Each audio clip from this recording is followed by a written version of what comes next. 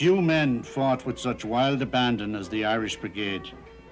These troops, regiments of volunteers from New York City, Boston and Philadelphia, were among the 2 million Irish immigrants who had fled famine and English oppression in the 20 years before the Civil War.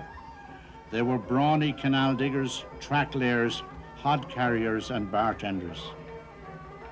They fought for their new country both to earn acceptance as citizens and to train for the conflict they dreamed of, the war to liberate Ireland.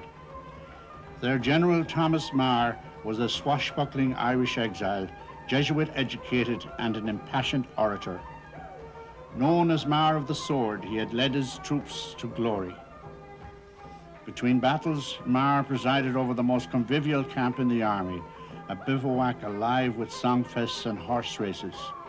There was even a tavern that flourished despite the temperance society formed by one determined brigade chaplain.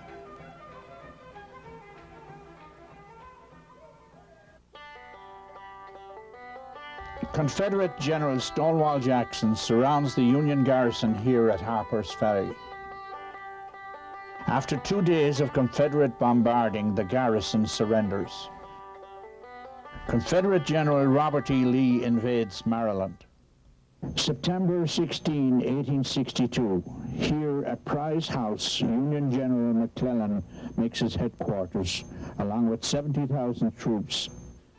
The Irish Brigade crossed the Antietam River at 9:30 a.m. September 17, 1862, to engage in battle at the Bloody Lane. This is the route the Irish Brigade marched across to Roulette Farm, all the time receiving cannon fire, marching as if on parade, even though the cannon fire is leaving large gaps in its lines. The Irishmen advanced up the slope to the crest in front of the sunken road with their unique panoply and ritual. Emerald flags embroidered in gold and decorated with shamrocks and Irish harps snapped in the breeze. Back and forth across their front rode one of the regimental chaplains, Father William Corby, who shouted the words of conditional absolution prescribed by the Catholic Church for those who were about to die. At the crest, the Irishmen were greeted by a thunderous volley, and the color-bearer of the 69th New York went down, dropping his green flag on the clover-speckled grass. Marr, in front on his white horse, shouted, "Come on, men, raise the colors and follow me." In minutes, 7 more men fell bearing the flag. Finally, Captain James McGee retrieved the fallen colors. A Confederate bullet snapped the standard in two, and another ripped through McGee's cap, but he charged on, waving the banner to the cheers of the men. Marr's men passed over the crest and moved toward the sunken road. From that shelter, the Confederates once again leveled a lethal volley. Marr tumbled off his white horse. The animal had been shot, Marr would later report, but rumors circulated that he was drunk and had fallen off. In any case, he was badly stunned and was helped to the rear. His men were dropping by the score and the charge collapsed. The brigade huddled on the slope and fired until, with 540 men dead or wounded and ammunition almost gone, it was ordered to the rear. We were in the very maelstrom of the battle. Men were falling every moment. The horrible noise was incessant and almost deafening. Except that my mind was absorbed in my duties, I do not know how I could have endured the strain. By the end of the battle, Bloody Lane was filled with dead from one end to the other.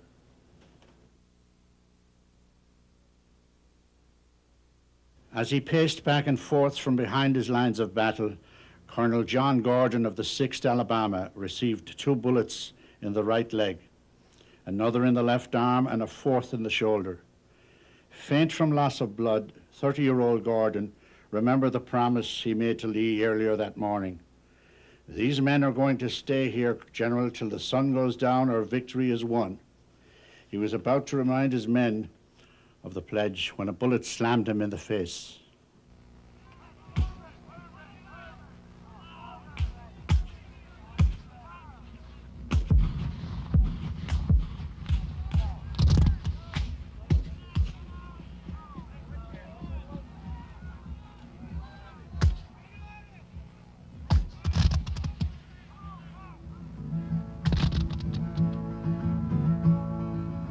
sun-stained sward of the gentle slope, full of valor and nerve by hope. The infantry sways like a coming sea, while lingers the light artillery. Whirling the parrots like children's toys, the horses strain to the Russian noise. To right and to left so fast and free, they carry the light artillery. Drive on! The gunner cries with a tug and a jerk. The limbers fly and we bend to our work. The hands spike in and the implements out. We wait for the word and it comes with a shout. Load! The foes pour on the billowy line, can nothing check their bold design. With yells and oaths of fiendish glee, they rush for the light artillery. Commands firing! Hurrah, hurrah! Bulldogs bark and the enemy's line is a glorious mark. Hundreds fall like grain on the lee, mowed down by the light artillery. Fire and load are the only cries, thundered and rolled to the vaulted skies. How they falter, they hope they flee from the hail of the light artillery. The battle is over, the victory won, ere the dew is dried by the rising sun, while the shout bursts out like a full-voiced sea. Hurrah for the light artillery! Hurrah for the light artillery!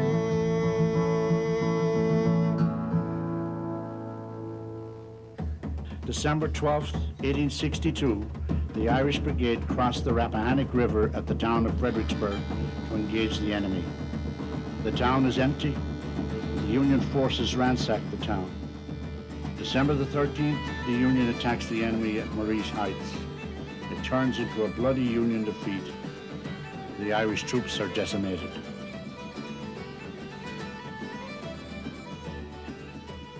We're right here at Fredericksburg, probably the bloodiest piece of ground in the fighting on December 13th, 1862.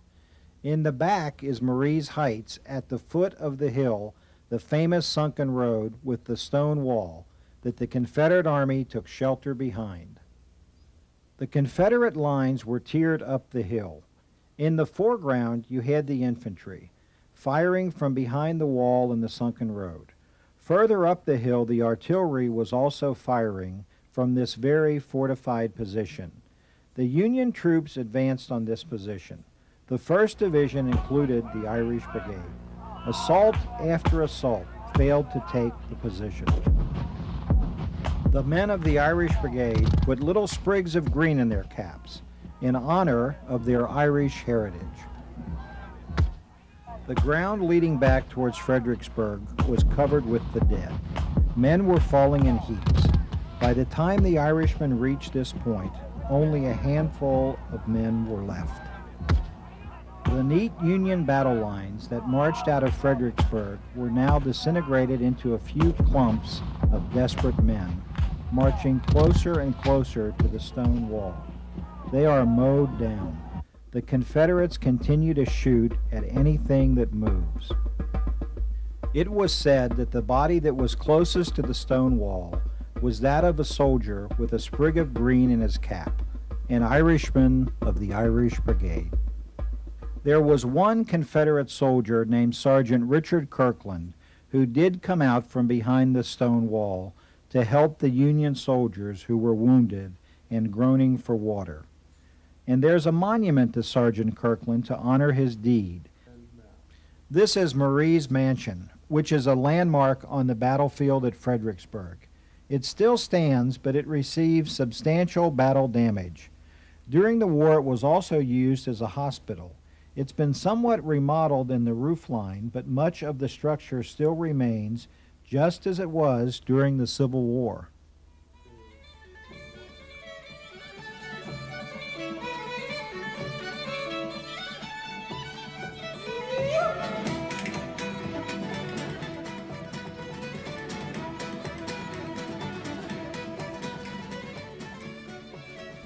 The Irish Brigade never did reach the top of Marr's Heights or Marr's Mansion.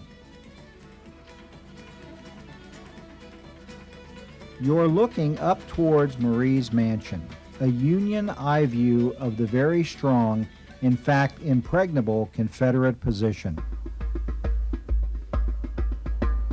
A Union general made a comment about the Union assaults on the stone wall. Their devotion transcended anything I have ever seen or dreamed of. Men marched right up to their deaths as though they were going to a feast. It said a lot of these men to keep marching through this heavy fire, even though they are literally falling in ranks. And still they marched on, to take that wall, and not a man reached that wall alive.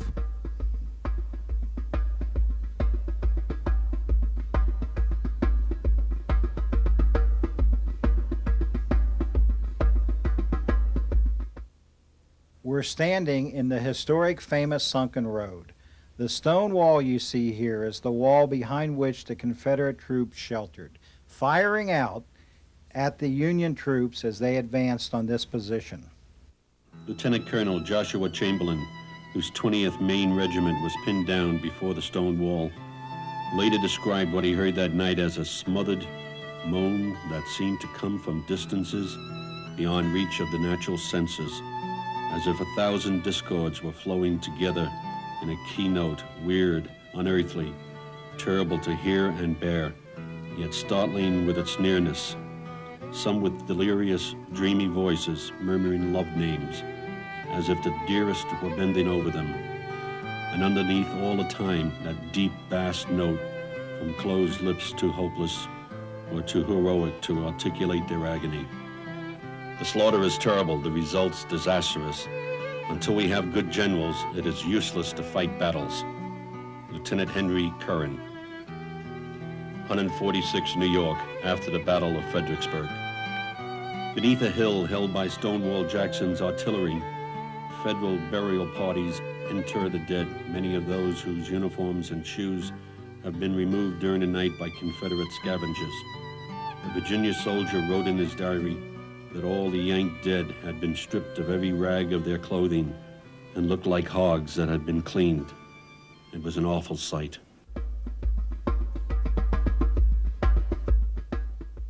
May 1863, the Irish Brigade engage in the Battle of Chancellorsville.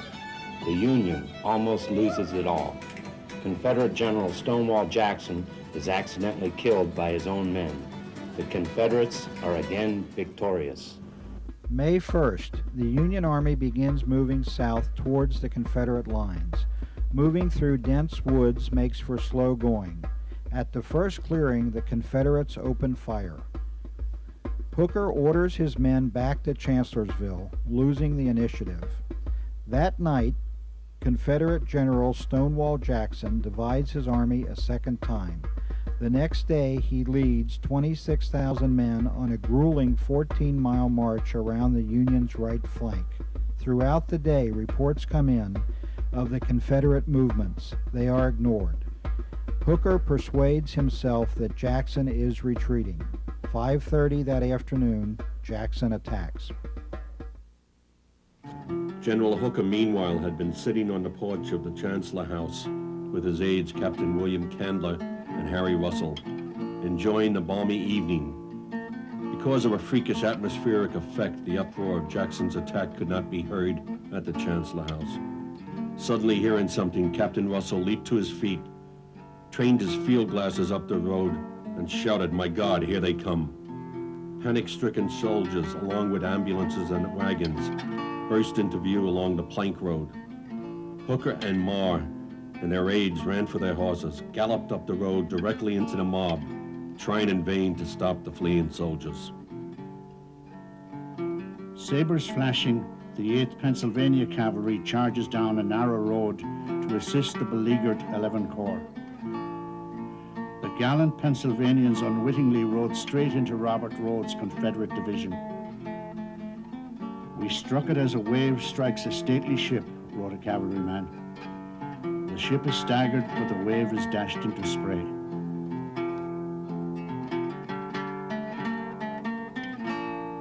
At about 4:30 that afternoon, the regiment's commanding officer, Colonel Robert Riley, had come to his own conclusion about the reports of the Confederate movement. Highly agitated, he made an impassionate speech to his troops, warning them that a great battle was imminent. "If a comrade falls," he said, "do not stop to take him away or care for him, but fight for the soil on which he falls and save him by victory." Sunday, May 3rd, about 5 o'clock in the morning. The battle was resumed. The batteries in our front vomiting forth the horrid missiles of death.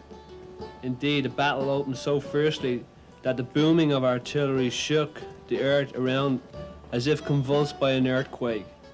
About 8 o'clock in the morning, General Marr received orders to advance the brigade to the front to support the 5th Main Battery.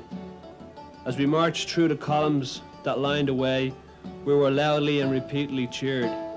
With our general at its head, the brigade marched as steadily and coolly as if on parade. As we marched through the woods, shot and shell were poured like hail upon us. When the general reached the end of the road, he turned the head of the column and deployed into the woods. His escapes here were almost miraculous, for though men were falling on every side, he boldly rode on, all the time cheering the men by word and example.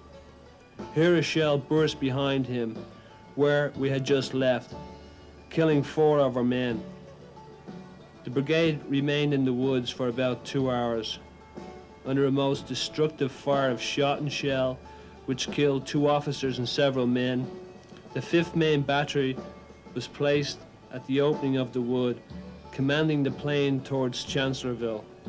This battery was well worked and did good execution, for not until all the men and horses were killed or wounded did it cease firing. Corporal H. LeBrook and 1 private alone remained, and finding themselves unable to work the guns, they blew up the caissons. It was then that the brigade was ordered to their relief. The brigade again was steadily formed line and dashed into the open plain, pouring one destructive fire on the enemy, who were advancing to seize the guns, which drove them back in confusion. Some of our men fell, but the others seized the ropes and dragged the guns with them. General Marr all the time directing the movement. As we dragged out the battery, the cheering and incitement were unbounded, and the rebel batteries continued raining shot and shell around us. Here Captain Lynch was killed, being cut right through the center with a solid shot. The scene in the woods was fearful to contemplate. After we were driven back, the woods took fire, burning up our dead and helpless wounded. As they were between both lines, there was no chance of aiding them. We could hear the shrieks and groans of the poor fellows in their desperate agony. I am told that over 700 charred and burned bodies were afterwards found at the spot. Here the remnant of the Irish Brigade, for it numbered only about 520 men going into action, did good service to the Union. Had the rebels seized the battery and turned it upon our army, a regular panic might have ensued. At the same time, several regiments on the right and left were giving way. As we reached the plain at the end of the wood, General Hancock rode up to General Marr and very emphatically called out, "General Marr, you command the retreat." I was riding across the plain in front of Chancellorsville House when a shell burst right in front of me. Fortunately, there was another officer just before me who got the whole contents of it.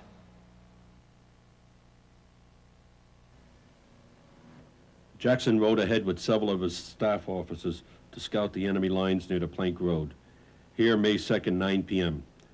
Moving slowly over the unfamiliar ground in the moonlight, Jackson and his party worked their way close enough to the Federal positions to hear trees being felled and orders being given.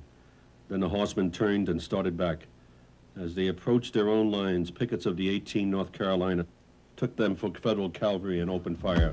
Several members of the party were shot from their horses. "Cease firing," shouted Jackson's aide and brother-in-law, Lieutenant Joseph Morrison. "You are firing into your own men." But another voice answered, "Who gave that order? It's a lie. Pour it into them, boys."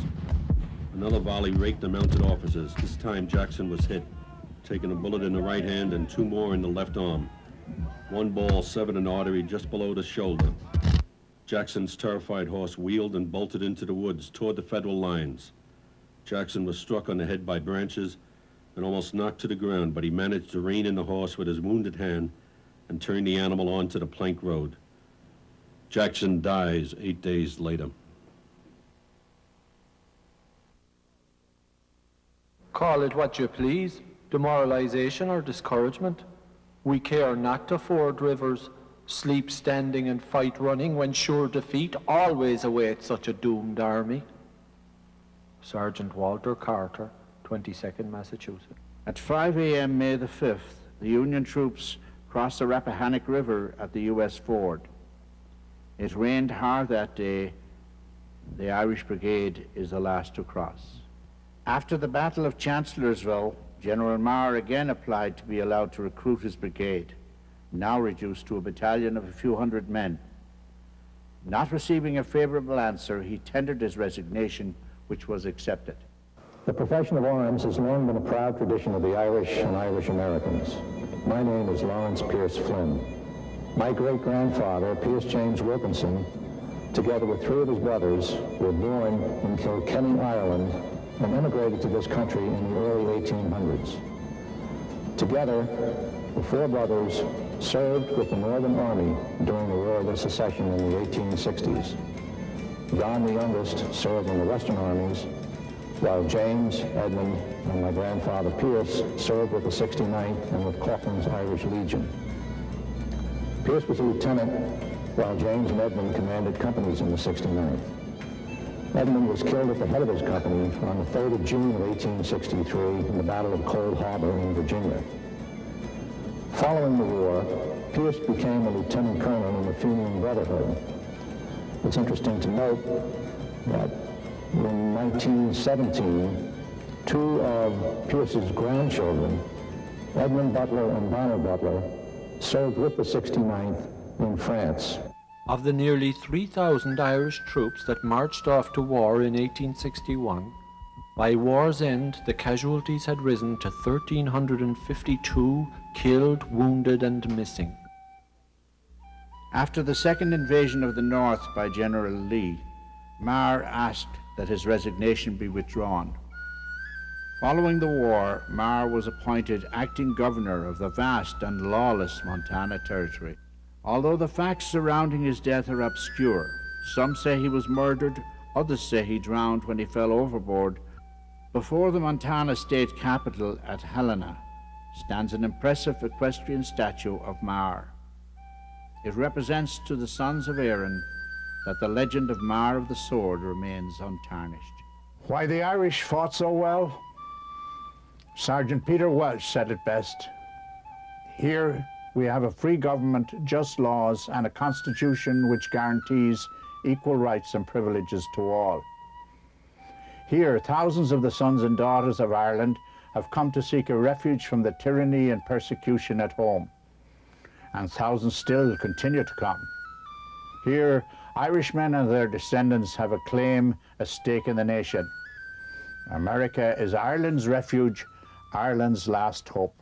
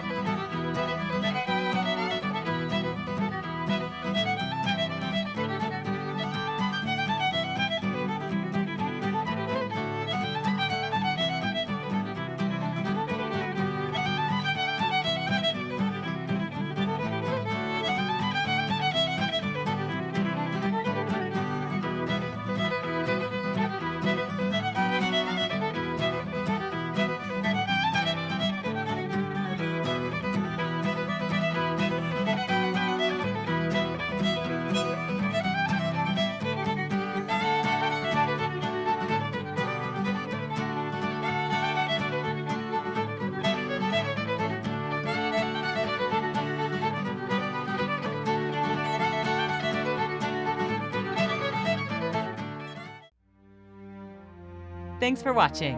If you'd like to help us produce more compelling historical content like this, please like, comment below, and share this video with fellow history buffs. And of course, be sure to subscribe. to help keep history happening.